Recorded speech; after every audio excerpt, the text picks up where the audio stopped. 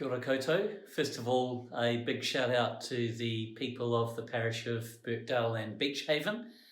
This past week we've inducted a new vicar there, the Reverend Daniel Sahayam. Wonderful celebration during the week and every blessing on that new piece of ministry. This coming week I set off on my journey to the UK to join the Lambeth Conference. This is the meeting of bishops from right across the Anglican Communion that only happens once every 10 years.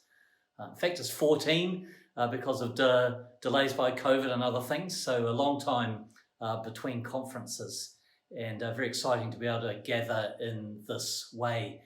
The conference opens on the 27th of July and will run through until the 7th of August, some 600 and something bishops with many spouses joining us from around the Anglican Communion.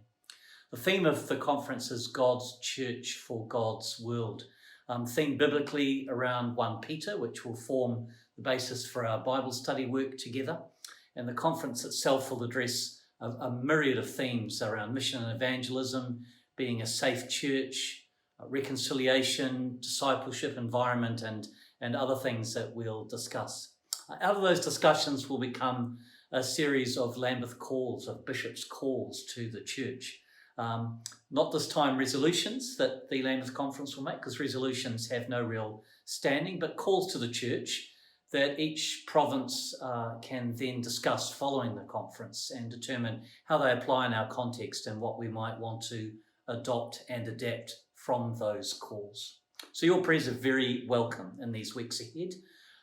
You can Google the Lambeth Conference and you'll find lots of information about the conference and the program and what's happening along the way. So I certainly would value your prayers for me during that time.